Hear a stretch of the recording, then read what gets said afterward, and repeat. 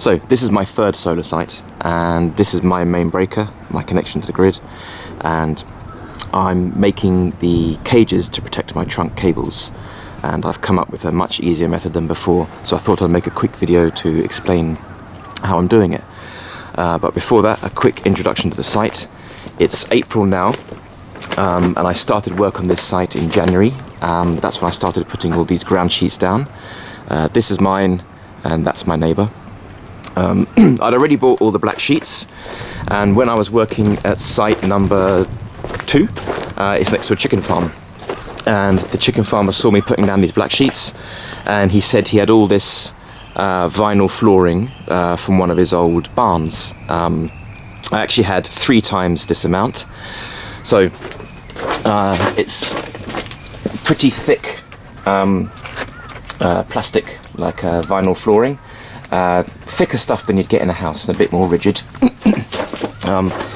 Bit of a bastard to work with because they were left out next to a barn. They're all slimy and covered in chicken shit and they stink. So I had to have this method of unrolling them and always planning ahead a bit so it would have time to air out in the sun for a good half hour before I was actually using it. So I had kind of a system going. Anyway, I had 3 times this amount. So I wasn't particularly conservative with them. I was just slapping them down on top of each other, and then I put the black sheets down on top.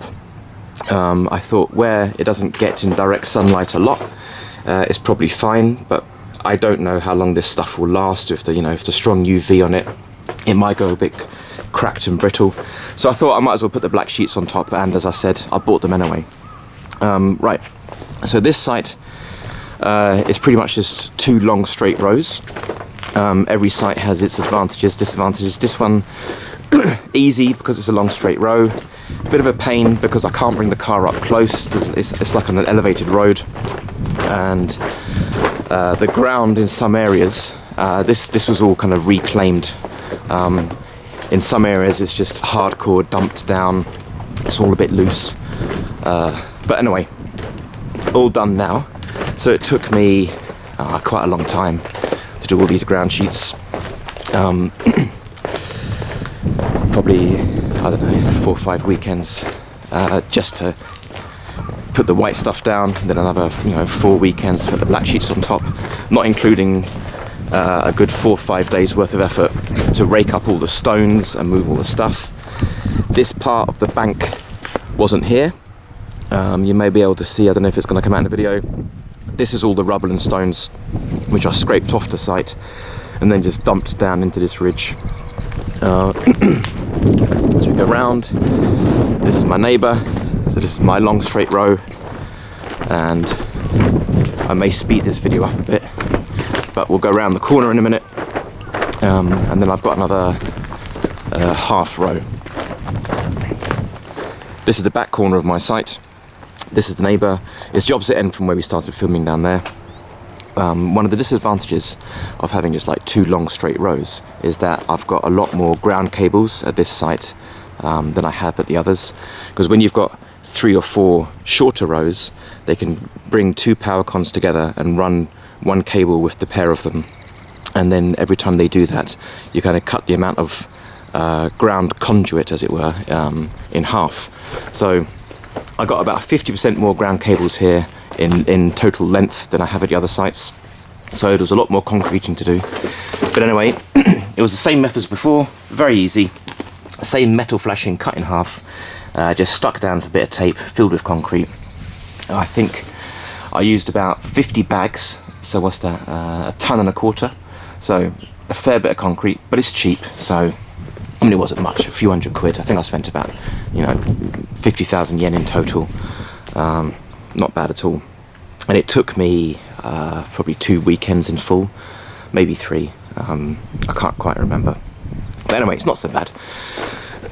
So you can see these ground cables are concreted in all the way along. And the other row over there as well, that shorter row that you saw. So that's all done. And then for the very end bit, where the cables are thicker, I just used a bit of wooden form. Look, you can see another one running along here. So that's where the short row comes in and joins to the big row. And then from here on, this is where I start to get the beefy cables coming through. And then pretty much from the small breaker up here, that's where I've got the really, really thick cables, as it all combines into one. So, now that the ground cables are done, now it's time to start making the cages. So as I mentioned, I came up with a much easier method than before. So let me explain that. So you may remember last time, to make my templates, I bought strips of wood with me, and I was actually cutting it to size, nailing it together. I had sheets of thin MDF, which I was using to, nail on as the faces and stuff. And that's how I was making my mock-ups, a template to follow, which worked fine. But I realised that I don't have to go to all that effort. So instead, this time, I've got this plastic strips. So this is the same dimensions as the angle line I'll be using, 2 centimeters by 2 centimeters, and I'm using this double-sided tape. I chose this one because it's got a bit of thickness to it. This is the one which you use to attach things to cars, like spoilers and stuff like that. So this was all super cheap. For a roll of this tape and 4 or 5 strips of this stuff, 2 meters long-ish, I paid 3,000 yen or something like that, maybe 4,000, 20 odd quid. Nice and cheap. So I can stick these fake angle irons on the side of my boxes, in exactly where I need them to be, the right length and the right everything. Then I just have to cut a piece of cardboard, which is going to be the face of my cage, and stick it all together. And it means I have a very accurate model, and there's less guesswork because I'm actually working with something of a similar size. So much cheaper, much quicker, much easier. A load less faffing about in general, to be honest. The only tools I used was some hard scissors just to cut this up. And that was it. So I'm just starting with the bottom section of my main breaker for now, here down. I figured that was enough for the first round, and then once I've got that in place, I know what I'm working with to make the top section. So this is the template that I made. It's all falling apart a bit now because I'm not being particularly careful with it. When it was in place, I already measured everything, took my dimensions, figured out what I needed to do. I took a few photos of it in place, which I'll stick into the video now. And I don't need to keep this anymore. I just kept it because it was easy to throw in the car. And the only reason I brought it back with me is so that I can break this up now and reuse this plastic for the next part. Using my template, I could copy it pretty much exactly and start making all these shapes. So this is the first piece of the frame that goes on. You can see this is welded together. This looks a bit flimsy right now because this is just the initial part of the frame to hold things in line. It's kind of like a flat pack system, so same as any flat pack furniture, the actual frame or carcass is very flimsy on its own, and then once you attach the faces, it all comes together and becomes super rigid and super strong. Also, because the model that I was working with was much more accurate, or the template rather, it means I could pre-drill all my holes for this side. So all I've got to do now is drill a couple of holes in the box to fit this frame on, and then I can rivet everything together. So I could do much more of the work in advance. Making these faces, same method as before. I just welded this strips together. I only welded it on one side because I didn't actually need it any stronger than that. You can see the welding of the cages is a lot neater than before. I'm getting a lot better at this. So generally I'm making these a lot quicker, a lot faster. They're higher quality than they were before. So yeah, so you get the idea. It's like a flat pack method. Just rivet everything together. Oh yeah, and one more point.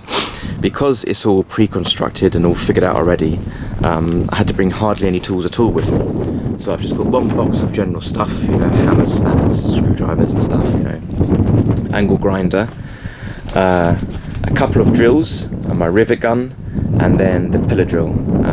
You don't actually have to have a pillar drill, you could do it all just with a normal drill, but if you've got one, it just makes doing all the holes just so much quicker and easier. So I brought that with me too. Yeah, and that's it. I'm still quite surprised how few tools I need now to put these things together. So I've put 3 sides on. First of all, I fitted that frame that was welded together. That's this frame here with the uprights, and that's riveted into the bottom of the unit. And then I could fit another one here and another one here and start putting all these panels on. I mean, this is really solid now, especially because I've put 2 supporting feet. These are just stainless steel bolts, but what they're doing is they're really giving it pressure this way, so it's not all hanging down on the weight of the breaker box. This is pushing up against it. So I mean, these 3 are really solid. I can't shake it at all. Give it a kick, you see, yeah, it's not moving. All good. And here's this upright, same as the other side, riveted into the box, all the way around. Yeah, that's it. You can just see the rivets I've put in here. So that's the last panel fitted, the front panel. Again, this one has feet, 2 stainless steel bolts to take the weight, so it's not, you know, all hanging off this breaker box. These will push it back up. When I was concreting the cables in, I made this concrete base. I deliberately made it a bit narrow because I figured I'd bring the sides of the box straight down, and then the front and the back would be enough to take the weight, and that worked out perfect. On this one, I deliberately put the feet on the outside because I fitted those bolts first, which are on the inside, and I figured it would be a real pain to do these up and try to reach inside, so I put these on the front deliberately. That's all good. It's super strong, you can't even shake it. So now the next stage is I have some of these L brackets. Now these are a bit thicker, these are 3x3, because I knew I'd have to come past the width of these fittings here. So these are going to go on here, one on this side and then one on the other side of the pillar, and I'll fit those.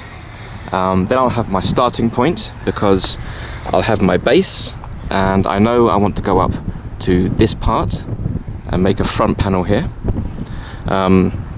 So I can start sticking those little plastic strips onto here, and onto the side of these metal things, cut out some cardboard, and then I can mock up my shape.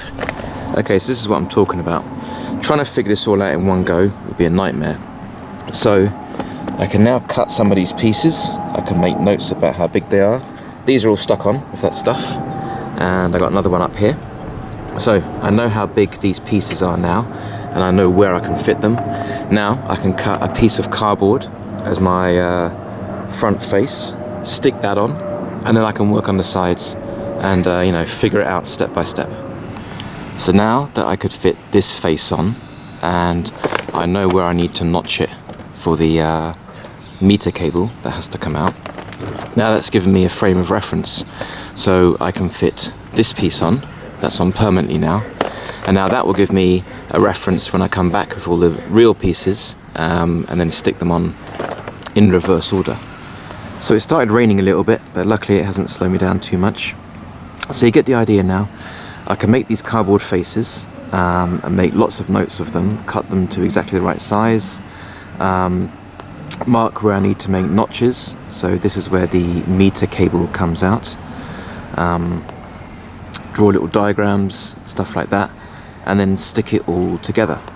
So I wasn't sure if I was going to make this in 2 pieces or 1 piece like this. So this is actually 2 pieces of cardboard. I've decided to make it in 1 piece in the end. So yeah, so that's basically the idea. So now I can just pull these all apart, take them home, and make them.